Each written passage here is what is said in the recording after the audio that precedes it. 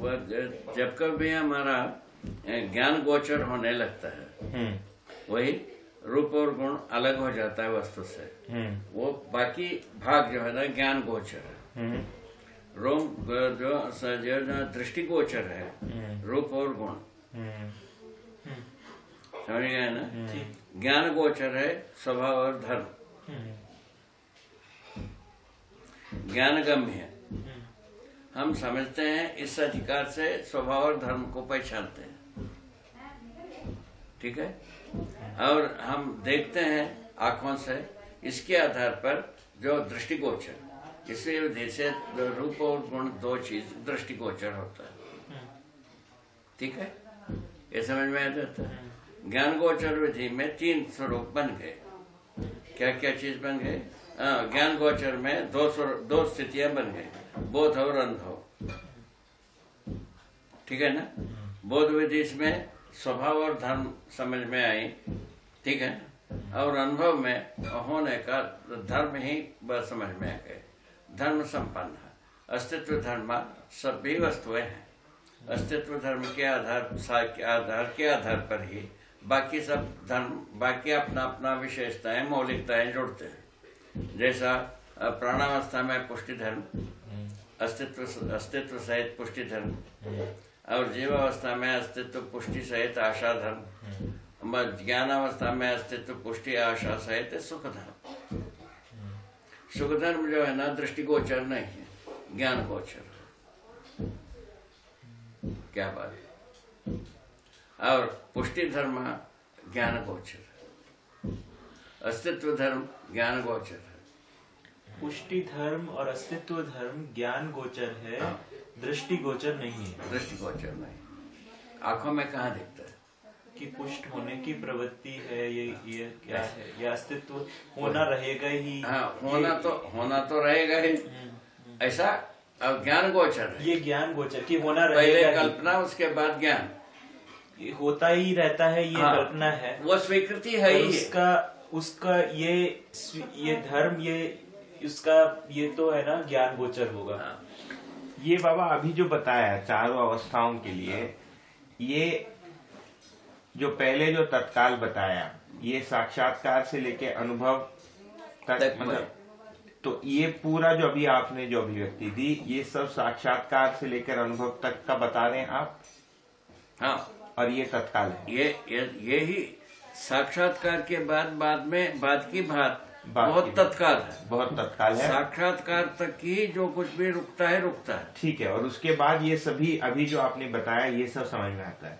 हाँ, ज्ञान गोचर विधि जो है उसमें समय नहीं लगता, कुछ भी नहीं लगता, वो हो ही जाता है। वो हो जाता है। और ज्ञान का जो स्पीड है, उसको जो है ना अपना कल्पना से भी कुछ ज्यादा ही है। ज्ञान का जो प्रभावशील गति है, वो उसका गति जो है ना कल्पना से कुछ ज्यादा ही ऐसा बनता है। ज्ञान का प्रभाव से ना बनता है ये ज्ञान गोचर। हाँ बाबा। जैसा आँख का प्रभाव हुआ दृष्टि गोचर, और ज्ञान का प्रभाव हुआ ज्ञान गोचर। ज्ञान प्रभावित होने की स्थिति में जो है ना स्वभाव धर्म को अनुभव करना एक बहुत समय विहीन स्थिति में ही हो जाता है। और इसके बाद प्रमाण बोध और ये सब, मतलब उसके बाद इन चीजों के बारे में कोई शंका या कोई प्रश्न मतलब रहता है में शेष नहीं रहता है। एक ही बार मतलब ये हो गया, एक ही हो गया। उसको जो है ना प्रमाणित करने योग्य हो जाते हैं।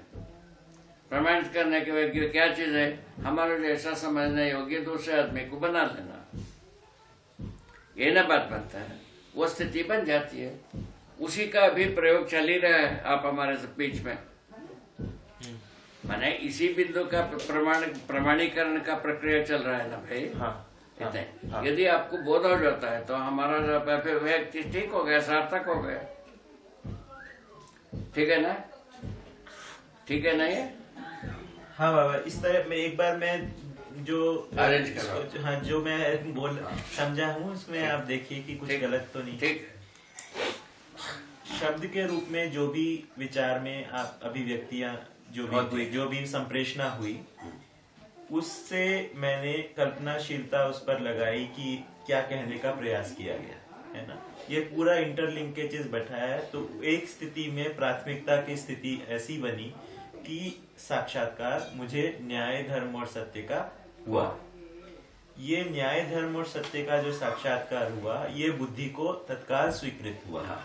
ये बुद्धि को तत्काल स्वीकृत होने पर अनुभव में ऑटोमेटिकली आ गया। स्वीकृति हो। अनुभव में ऑटोमेटिकली आने के बाद में बुद्धि में परावर्तित होकर प्रमाण बोध आ गया, अनुभव प्रमाण बोध आ गया। अनुभव होना के साथ ही तो प्रामाणिकता संपन्न हो गए। अनुभव होने के साथ ही अनुभव हो गया है, इसका नाम है प्रामाणिकता। अनुभव हो गया है, इसका नाम है प्रामाणिकता। अब इसके बाद में वो अनुभव बोध हो गए। अब वो अनुभव प्रमाण बोध हो गया। अब इस अनुभव प्रमाण बोध का संकल्प और फिर उसी के आधार पर चिंतन। संकल्प किस बात के? प्रमाणित करने का संकल्प। प्रमाणित करने का संकल्प, जीने में प्रमाणित करने का संकल्प, अपने जीने में प्रमाणित करने का संकल्प, और फिर उसी के आधार पे प्रमाण का ही चिंतन, फिर चिंतन के अनुरूप ही उसको प्रमाणित करने के कार्यक्रम का चित्रण, और उसी के लिए न्याय धर्म सत्य का तुलन, न्याय धर्म सत्य का प्रमाण सहित तुलन, और फिर उसी का विश्लेषण, उसी का ही विश्लेषण, उसी का चयन। तो ये जो अनुरंजित होने की जो क्रिया है, अनुभव से बाकी सारे के सारे जो जीवन के अंश हैं, बुद्धि, चित्त, वृत्ति और तदाकार हो जाते हैं। ये पूरे अनुभव में तदाकार इंस्टेंटेनियसली हो जाते हैं। उसी क्षण में हो जाते हैं। अनुभव जब हुआ, उसी के साथ ये सब तदाकार हो जाते हैं। तदाकार हो गए। इसीलिए अनुभव पूर्ण जीवन। इसीलिए अनुभव पूर्ण जीवन। अनुभव पूर्ण जीवन होने के बाद वो वाइप नहीं होता। वो वाइप ऑफ नहीं होता। और समय समय पर शरीर यात्रा में उसको स्मरण करने के लिए थोड़ा सा परिश्रम करना पड़ता है। थोड़ा सा परिश्रम में हम पुनः अनुभव की स्थिति में आ जाते हैं। मतलब बाबा, इसका अर्थ क्या हुआ? जैसा एक बार जीवन में अनुभव हो गया, अनुभव विच्छेद नहीं होता। जीवन में अनुभव का छाप बना ही रहता है। अनुभव एक बार हुआ तो फिर उसके बाद हमेशा ही जीवन में उसका बना ही रहता है, सदा सदा के लिए। अच्छा। इसी का नाम है ब्रह्ममुक्त जीवन। इसका नाम है ब्रह्ममुक्त जीवन। अच्छा। शरीर यात्रा में आता है तब क्या होगा पूछा, थोड़ा सा इशारा से ही जल्दी समझ लेगा। अच्छा। अभी भी अपने पास ऐसा वेरिएशन है ना, थोड़ा सा धीरे से समझना, थोड़ा सा जल्दी समझने वाले लोग हैं ही हैं। तो ऐसे उसमें और जल्दी हो जाती है। उसमें और जल्दी इतने ही बात। जल्दी समझ में आ जाने के बाद जीने की समय ज्यादा मिलता है और उपकार करने की समय ज्यादा मिलता है। वो कहावत सार्थक हो जाती है, समझदार को इशारा का। वही